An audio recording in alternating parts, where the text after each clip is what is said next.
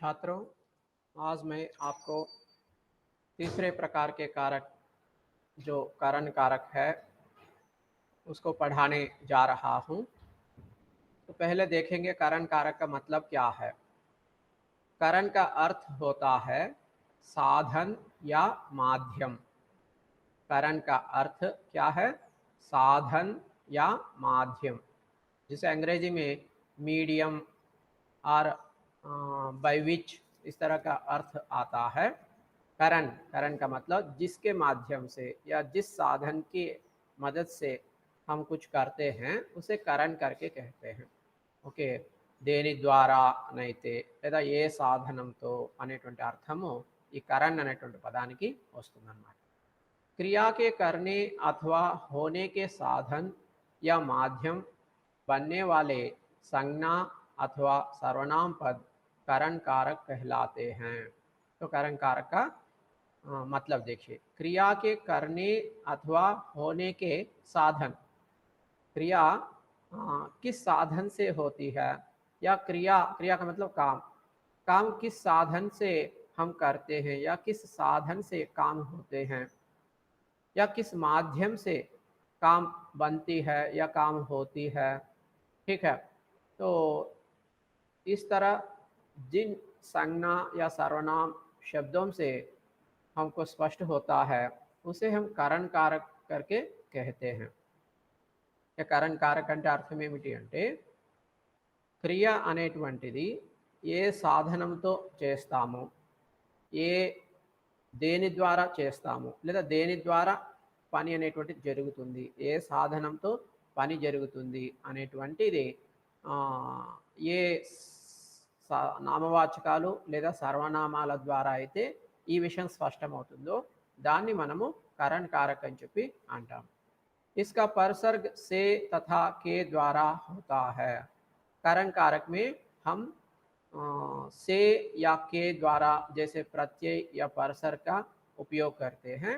जैसा कि देखिए एक उदाहरण, माँ ने दूध से खीर बनाई। माँ ने दूध से खीर बनाई। इस वाक्य के ऊपर ध्यान दीजिए। इस वाक्य में क्रिया क्रिया क्या है? बनाई क्रिया है। ये बनाई क्रिया किस साधन से हुई है? मतलब खीर बनाई है ना माँ, किससे बनाई? दूध से बनाई। मतलब यहाँ पे ये खीर बनाने का काम या क्रिया जो है दूध दूध जैसे साधन से या माध्यम से हुई है। तो इसीलिए यह यहाँ ये दूध जो है करण कारक है और इसीलिए दूध शब्द के साथ से प्रत्यय का प्रयोग हुआ है। तो दूध एक संज्ञा है। इस संज्ञा के साथ से परसर्ग का प्रयोग क्यों किए हैं? क्योंकि इस वाक्य में क्रिया बनाना जो है, उस ये खीर बनाने का काम या क्रिया जो है दूध के माध्यम से हो रहा है, तो इसीलिए ये करण कारक है। और एक उदाहरण देखिए, शत्रु सैनिक के द्वारा मारा गया। शत्रु सैनिक के द्वारा मारा गया। इस वाक्य में क्रिया क्या है? मारा गया।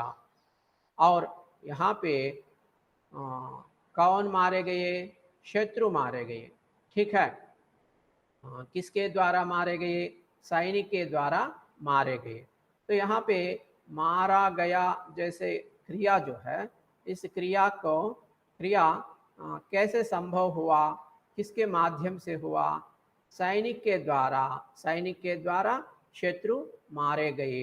ठीक है, तो मारना या मारे जाना, दुश्मन जो है मारे जाने का काम या क्रिया जो है सैनिक के द्वारा हुआ है। सैनिक जो है यहाँ पे साधन है और माध्यम है, तो इसीलिए ये करण है, करण कारक है। इसीलिए यहाँ पे ये सैनिक संज्ञा के साथ के द्वारा जैसे परसर्ग का प्रयोग हम किए हैं। సో మీరు ఈ రెండు ఉదాహరణలు గమనిస్తే మీకు ఈ కరణ్ కారక్ అనేది స్పష్టమవుతుంది। तो ఇంకొక రెండు ఉదాహరణలు చూడండి। వహ ట్రైన్ సే గయా, ట్రైన్ సే గయా, ఈ వాక్యంలో గయా అనేటువంటిది క్రియ అన్నమాట। సో గయా అనేటువంటి క్రియ జరగడానికి, క్రియ అంటే పని, సో ఆ పని జరగడానికి ఇక్కడ ఏమి సాధనంగా ఉపయోగపడుతోంది అంటే ట్రైన్. ట్రైన్ అనేటువంటిది ఒక మాధ్యమంగా, ఒక సాధనంగా ఉపయోగపడుతుంది. దేనికి? గయా, వెళ్ళటానికి. ఓకే. కాబట్టి ఇక్కడ కరణ్ కారక్ అనేటువంటి ఉంది కాబట్టి ఇక్కడ ట్రైన్ అనేటువంటి నామవాచకంతో సే అనేటువంటి प्रत्यय कलुस्तू ఉందన్నమాట. ओके। तो और एक उदाहरण देखिए, परीक्षा में प्रश्न पत्र ध्यान से हल करना चाहिए। इस वाक्य में क्रिया क्या है? करना चाहिए, हल करना चाहिए जो है क्रिया है। और यहाँ पे हल करने की क्रिया किसके माध्यम से या किस साधन से हो रहा है? प्रश्न पत्र। परीक्षा में प्रश्न पत्र ध्यान से, ओके, यहाँ पे ध्यान जो है, ध्यान एक साधन है, एक माध्यम है। तो ध्यान से यहाँ पे प्रश्न पत्र हल करने का काम जो है हो रहा है। तो यहाँ पे ध्यान जो है कारण कारक है, इसीलिए इस ध्यान शब्द के साथ से जैसे परसर का प्रयोग हुआ है। तो ఈ వాక్యంలో హల్ కర్నా చాహియే అనేటువంటిది క్రియ. ఈ క్రియ జరగడానికి మనకు ధ్యాన్ అనేటువంటిది ఒక మాధ్యమంగా ఉపయోగపడుతుంది. ఓకే, ఈ ధ్యాన్ అనేటువంటి ఇది మాధ్యమంగా ఉపయోగపడుతుంది కాబట్టి ఇది కరణ్ కారక్. అందువల్ల ఇక్కడ ధ్యాన్ అనేటువంటి నామవాచకంతో పాటు సే అనేటువంటి పరసర్గ్ లేదా ప్రత్యయ అనేటువంటిది వస్తుందన్నమాట. ఓకే, तो इस तरह इन वाक्यों में जाने का साधन ट्रेन जो पहला वाक्य है, पहला वाक्य में जाने का साधन क्या है? ट्रेन है। और दूसरे उदाहरण में बनाने का साधन, खीर बनाने का साधन दूध है। और तीसरे उदाहरण में मारने का साधन जो है सैनिक है। और चौथे उदाहरण में प्रश्न पत्र हल करने का साधन है ध्यान। तो इसलिए यहाँ पे ये पद, ये शब्द जो है, ये सब शब्द जो है कारण कारक है। ठीक है, तो और ऐसे ही आगे देखिए, वाक्य में क्रिया के साथ किससे लगाकर प्रश्न करने पर जो उत्तर आता है वह कारण कारक कहलाता है। तो देखिए वाक्य में कौन सा शब्द कारण कारक है, कौन सी संज्ञा या सर्वनाम कारण कारक है, ये जानने के लिए हमको क्या करना पड़ता है? उस वाक्य में जो क्रिया रहती है उस क्रिया के ऊपर सवाल करना है या प्रश्न करना है। किस तरह का सवाल करना है? किससे, किससे, जैसे प्रश्न जो है लगाने से क्रिया के ऊपर हमको जो जवाब मिलता है वो है कारण कारक। ठीक है,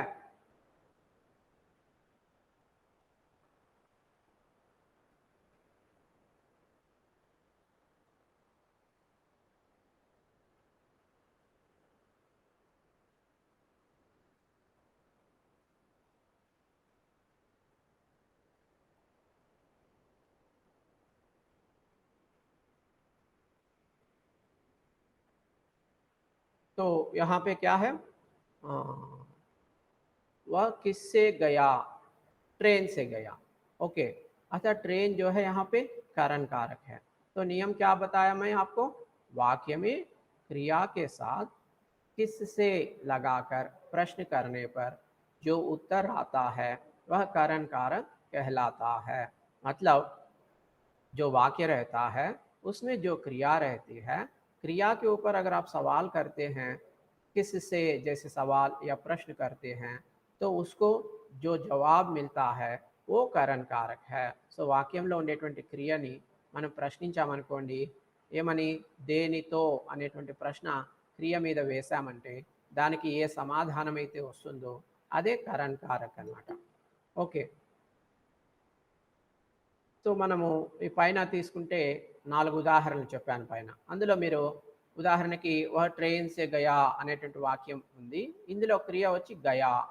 ఈ క్రియ మీద మనం ప్రశ్న వేశామనుకోండి, ఈ క్రియ మీద కిస్సే గయా, వహ కిస్సే గయా అనేటువంటి ప్రశ్న వేస్తే మనకు వచ్చేటువంటి సమాధానం ట్రైన్ సే, ట్రైన్ సే.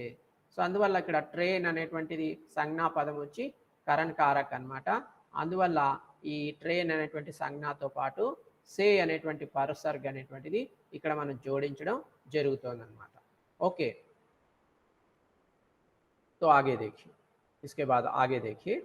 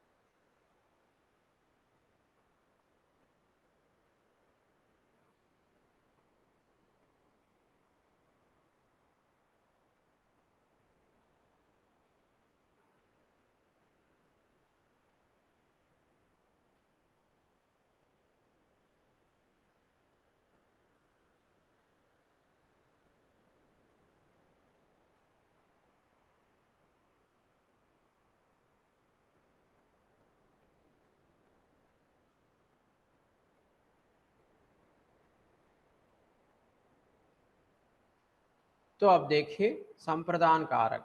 संप्रदान कारक, संप्रदान का अर्थ होता है, संप्रदान का अर्थ क्या होता है? किसी को कुछ देना या प्रदान करना। संप्रदान शब्द का अर्थ क्या है? किसी को कुछ देना या ప్రదాన్ करना. సో ఎవరికైనా ఏమైనా ఇవ్వడం లేదా ప్రదానం చేయటం అనేటువంటి దాన్ని సంప్రదాన్ అని చెప్పి అంటారు. సంప్రదాన్ అనే పదానికి అర్థం ఏంటంటే ఎవరికైనా ఏదైనా ఇవ్వటము అనేటువంటిది. ఓకే. जब वाक्य में कर्ता द्वारा कुछ क्रिया की जाती है या कुछ दिया जाता है तो उस क्रिया के करने वाले अथवा देने वाले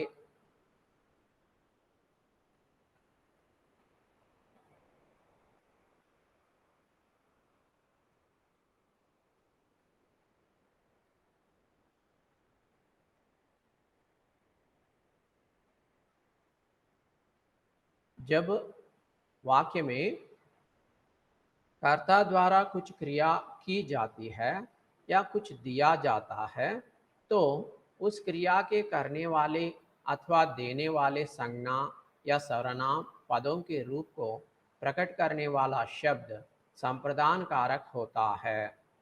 तो देखिए संप्रदान कारक की परिभाषा देखिए. जब वाक्य में कर्ता द्वारा कुछ क्रिया की जाती है या कुछ दिया जाता है. देखिए एक वाक्य है, उस वाक्य में जो कर्ता है, कर्ता का मतलब काम करने वाला, तो कर्ता कुछ क्रिया की जाती है, उस कर्ता के द्वारा कुछ काम जो है की जाती है, नहीं तो उस कर्ता के द्वारा कुछ दिया जाता है, कुछ दिया जाता है.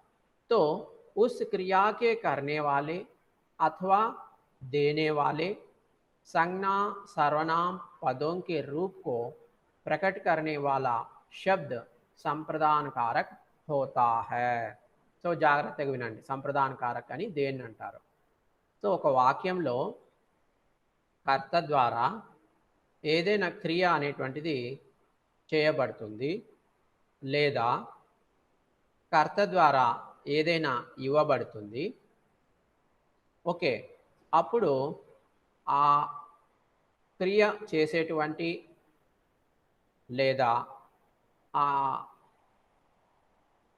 ఇచ్చేటువంటి, ఏదైనా ఇవ్వడం అనేటువంటి కర్త ద్వారా ఇస్తాం కదా, సో ఇచ్చేటువంటి అంటే పలానా పదం ద్వారా క్రియ చేయబడుతోంది అని మీకు తెలుస్తుంది, లేదా పలానా పదం ద్వారా ఏదో ఇవ్వబడుతోంది అని చెప్పి తెలుస్తుంది. అటువంటి పదాలు, అటువంటి నామవాచక పదాలు లేదా సర్వనామ పదాల యొక్క రూపాలని ప్రకటించేటువంటి శబ్దాలు ఏవైతే ఉంటాయో వాటిని సంప్రదాన కారక్ అని చెప్పి అంటారు.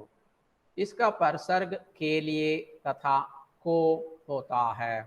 तो संप्रदान कारक लो के लिए అనేటువంటి ప్రత్యయ లేదా పర్సర్గ్ కానీ కో అనేటువంటి ప్రత్యయ లేదా పర్సర్గ్ కానీ వస్తుందన్నమాట. ఓకే, సో వాక్యంలో కర్త ద్వారా ఏదైనా పని చేయబడుతోంది అని లేదా ఏదైనా ఇవ్వబడుతోంది అని మనకు తెలుస్తుంది. సో ఆ విధంగా ఏదైనా చేయటము లేదా ఏదైనా ఇవ్వటము అనే అర్థము ఏ నామవాచక పదాల ద్వారా లేదా ఏ సర్వనామ పదాల ద్వారా అయితే మనకు తెలుస్తుందో ఆ పదాల్ని మనము సంప్రదాన కారక్ అని చెప్పి అంటాము. ఈ సంప్రదాన కారక్లో ఉపయోగించబడేటువంటి ప్రత్యయం ఏమిటి అంటే కేలియే లేదా కో. కేలియే అనేటువంటి పర్సర్గ్ లేదా ప్రత్యయ, పర్సర్గ్ అన్న ప్రత్యయ అన్న ఒకటే. ఓకే, మీరు చిన్నప్పుడు ప్రత్యయ అని చదువుకుంటారు, ఇక్కడ పర్సర్గ్ అనేటువంటి పదం కూడా మీకు పరిచయం చేస్తున్నాను. సో కేలియే అనేటువంటి పర్సర్గ్ కానీ కో అనేటువంటి పర్సర్గ్ కానీ ఈ సంజ్ఞ లేదా సర్వనామ పదాలతో పాటు వస్తుందన్నమాట. సో ఉదాహరణకి డాక్టర్ నే మరీజ్ కే లియే దవా లిఖీ. डॉक्टर ने मरीज के लिए दवा लिखी. इस वाक्य के ऊपर ध्यान दीजिए. तो यहाँ पे इस वाक्य में दवा लिखी, यहाँ पे क्या है? कुछ काम है, लिखने का काम जो है कर्ता डॉक्टर के द्वारा हो रहा है. तो कर्ता डॉक्टर ने लिखने का काम किया है. तो कुछ किया, कर्ता के द्वारा कुछ क्रिया जो है हो रही है। क्या क्या क्रिया है वो? लिखने की क्रिया कर्ता डॉक्टर के द्वारा हुआ है। तो लिखने की क्रिया कर्ता डॉक्टर के द्वारा हुआ है। यहाँ पे इस काम को मतलब लिखने का काम जो है वह कर्ता के द्वारा हुआ है, ऐसा प्रकट करने के लिए इस वाक्य में मरीज जैसे शब्द का प्रयोग हम किए हैं।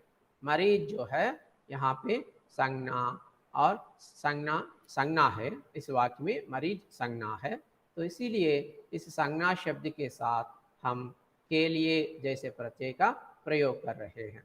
तो यहाँ पे देखिए ये संप्रदान कारक है कि नहीं वो पहले स्पष्ट होना चाहिए आपको। तो वाक्य में कर्ता द्वारा कुछ क्रिया की जाती है। यहाँ पे कर्ता डॉक्टर है, डॉक्टर के द्वारा दवा लिखने की क्रिया की जा रही है, नहीं तो कुछ दिया जाता है। यहाँ पे देने की बात है क्या इस वाक्य में? डॉक्टर ने मरीज के लिए दवा लिखी, तो देने की बात नहीं है, करने की बात है। तो लिखने का क्रिया जो है डॉक्टर कर्ता के द्वारा हो रहा है। ठीक है। तो क्या है, इस तरह क्रिया के करने वाले, यहाँ पे क्रिया लिखने की क्रिया है ना, इसको करने वाले डॉक्टर है। और यहाँ पे किसके लिए डॉक्टर, किसके लिए हम इसके पहले ही आपको बताए। यहाँ पे अगर आप सवाल उठाते हैं तो किसके लिए डॉक्टर ने दवा लिखा है, ऐसा अगर आप सवाल उठाते हैं तो उसके लिए जो जवाब आपको मिलता है वो होता है यहाँ पे संप्रदान कारक। तो इसीलिए मरीज शब्द के साथ के लिए जैसे परसर का प्रयोग यहाँ पे हुआ है। तो और एक उदाहरण देखिए, महिला ने गरीब को भोजन दिया। महिला ने गरीब को भोजन दिया। तो इस वाक्य में भोजन दिया, दिया तो कुछ दिया जा रहा है। ठीक है। यहाँ पे इस वाक्य में कर्ता के द्वारा कुछ दिया जा रहा है। कर्ता कौन है? महिला। उसे कुछ दिया, क्या दिया जा रहा है? भोजन दिया जा रहा है। तो यहाँ पे इस तरह दिया जाने का जो काम है इसको प्रकट करने के लिए गरीब जैसे शब्द का, गरीब जैसे संज्ञा शब्द का यहाँ पे हम प्रयोग किए हैं। तो इसीलिए संज्ञा गरीब के साथ को परसर का प्रयोग हुआ है, क्योंकि ये संप्रदान कारक है। तो इसीलिए महिला ने गरीब को भोजन दिया। ठीक है। तो और दो उदाहरण देखिए, अंजलि ने श्रुति को मूंगफली दी। अंजलि ने श्रुति को मूंगफली दी। इस वाक्य में भी देने की क्रिया है, मूंगफली देने की क्रिया है। तो इस क्रिया को, ठीक है, देने की क्रिया जो है, इस क्रिया को प्रकट करने के लिए यहाँ पे श्रुति जैसे संज्ञा पद का प्रयोग जो है किया गया है। तो इसीलिए श्रुति संज्ञा शब्द के साथ को परसर का उपयोग हुआ है। और एक उदाहरण, भैया ने प्रियंका को नया कंप्यूटर दिलाया। भैया ने प्रियंका को नया कंप्यूटर दिलाया। इस वाक्य में दिलाया जो है क्रिया है। यहाँ पे दिलाया ये देने का काम, ओके, इस वाक्य में है, देने का काम है। और इस काम को प्रकट करने के लिए प्रियंका जैसे संज्ञा शब्द का संज्ञा रूप का प्रयोग किया गया है। तो इसीलिए संज्ञा रूप के साथ हम को जैसे परसर को लगाए हैं। तो इसीलिए भैया ने प्रियंका को नया कंप्यूटर दिलाया, ऐसा वाक्य बना है। तो इन सभी वाक्यों में, ऊपर के 4 उदाहरण मैं आपको सुनाया, इन सभी वाक्यों में कर्ता द्वारा किसी न किसी को कुछ न कुछ देने का भाव है, अतः यहाँ संप्रदान कारक है। चारों वाक्यों के अर्थ के ऊपर अगर आप ध्यान देते हैं तो आपको क्या स्पष्ट होता है? चारों वाक्यों में जो कर्ता है उस कर्ता के द्वारा किसी न किसी को कुछ न कुछ देने का भाव है। ठीक है। तो इसीलिए यहाँ संप्रदान कारक है। పైన మనం చెప్పుకున్నటువంటి 4 వాక్యాలని పరిశీలించి చూస్తే 4 వాక్యాల భావం ఏమిటి అంటే, ప్రతి వాక్యంలో కర్త ఏం చేస్తుందంటే ఏదో ఒకటి ఇస్తోంది. ఓకే, మొదటి వాక్యంలో కంప్యూటరు ఇప్పించడము. ఓకే. నాలుగో వాక్యంలో భోజనం ఇవ్వటము. రెండో వాక్యంలో. నాలుగో వాక్యంలో మూంగ్ఫలి ఇవ్వటము అనేటువంటిది. రెండో వాక్యంలో మందుల చీటీ రాసి ఇవ్వడము అనేటువంటిది. ఇట్లా ప్రతి వాక్యంలో కూడా ఇవ్వటము, ఏదో ఒకటి ఇవ్వడం అనేటువంటి భావం ఉంది. సో ఇటువంటి భావము ఇవ్వడము అనేటువంటిది, ఓకే, ఏదన్నా చేయటము అనేటువంటి భావం ఉన్నప్పుడు సంప్రదాన కారక అనేది వస్తుంది. కాబట్టి ఈ పై 4 వాక్యాల్లోనూ ఈ సంజ్ఞ, సర్వనామ శబ్దాలు ఏవైతే ఉంటాయో వాటితో పాటు को, के लिए అనేటువంటి ప్రత్యయాలు వచ్చినాయన్నమాట. ఓకే. नेक्स्ट पांचवा प्रकार का जो कारक है उसको अब हम देखेंगे. पांचवा प्रकार का कारक देखेंगे.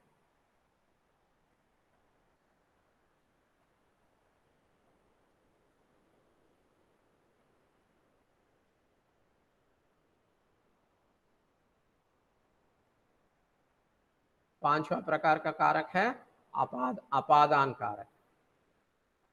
अपादान कारक. सो अपादान कारक का मतलब क्या है?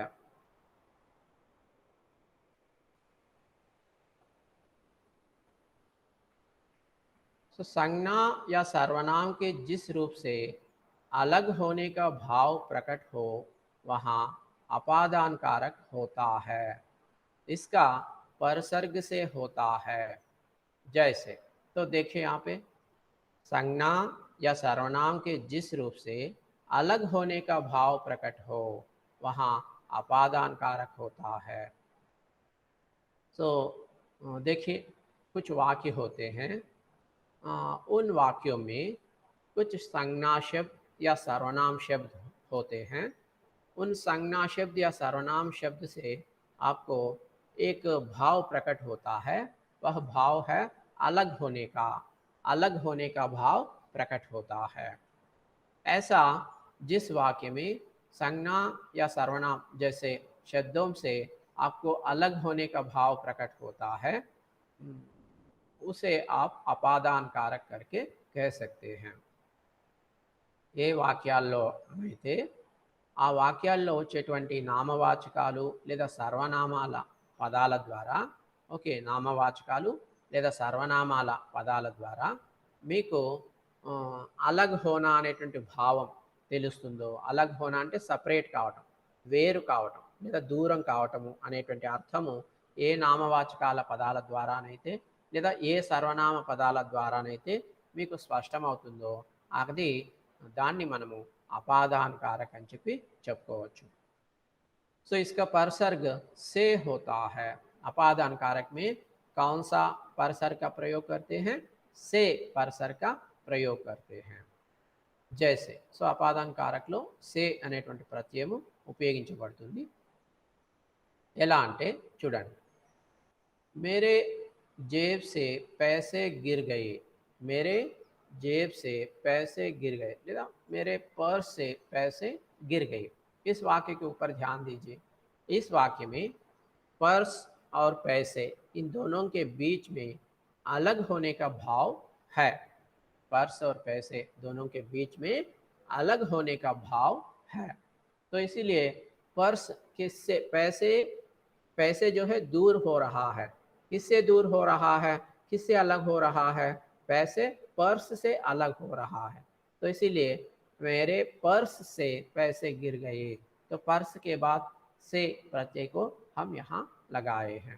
पर्स शब्द के बाद से परसर को यहाँ इस वाक्य में लगाए हैं. ठीक है. तो ये दोनों अलग हो रहे हैं. पर्स में रहने वाले पैसे पर्स से अलग हो रहे हैं. तो इसीलिए यहाँ पे पर्स से आया. ठीक है. और ऐसे ही स्टेशन से ट्रेन छूट गई. स्टेशन से ट्रेन छूट गई. इस वाक्य में छूटना, ओके, तो क्या छूट रही है? ट्रेन. कहाँ से छूट रही है? स्टेशन से. तो स्टेशन और ट्रेन के बीच में अलग होने का भाव इस वाक्य से प्रकट हो रहा है. तो इसीलिए यहाँ पे स्टेशन के बाद स्टेशन अपादान कारक है. तो इसीलिए इस शब्द के साथ, इस संज्ञा शब्द के साथ से परसर को हम लगाए हैं. ठीक है। फिर देखिए ऐसे ही और एक उदाहरण, खिड़की से बाहर मेरी नज़र गई। खिड़की से बाहर मेरी नज़र गई। यहाँ पे खिड़की और नज़र, मेरी नज़र और खिड़की, इन दोनों के बीच में अलग होने का भाव जो है प्रकट हो रहा है। तो नज़र जो है कहाँ गई? बाहर गई। कहाँ से? खिड़की से। खिड़की से बाहर नज़र गई। तो इसीलिए ये नज़र और खिड़की के बीच में दूर दूर जो है पैदा हुआ है। तो इस तरह के भाव जहाँ पे प्रकट होता है उसे हम अपादान कारक करके कहते हैं। तो इसीलिए यहाँ पे खिड़की शब्द के साथ से प्रत्यय को लगाए हैं। ठीक है। और पहाड़ों से झरना बहा, इस वाक्य में भी देखिए एक ओर पहाड़ है और दूसरी ओर झरना है। ठीक है, पहाड़ और झरना। सो झरना बह रही है कहाँ से? पहाड़ से बह रही है। పహాడం से झरना बहा, ఈ సెలయేరు కొండల మీద నుంచి ప్రవహిస్తోంది. సో సెలయేరు కొండలు ఈ రెండింటి మధ్య అది ప్రవహిస్తూ అట్లా కింద పడుతుంది కదా. సో వాటి మధ్య దూరం అనేటువంటిది రెండు వేరు కావడం అనేటువంటి భావము ఈ వాక్యంలో వస్తుంది. అందువల్ల ఇక్కడ పహాడ్ అనేటువంటి ఈ సంజ్ఞా పదంతో పాటు సే అనేటువంటి ప్రత్యయాన్ని మనము జోడించడం జరిగిందనమాట. ఓకే, సో ఇలా ఉంటుంది అపాదాన కారక అనేటువంటిది.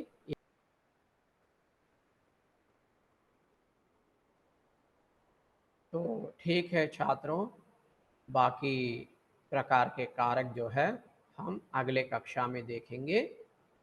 अब ज़रूर कक्षा को आइए, अगले कक्षा में मैं बाकी कारक समझाऊंगा। ठीक है।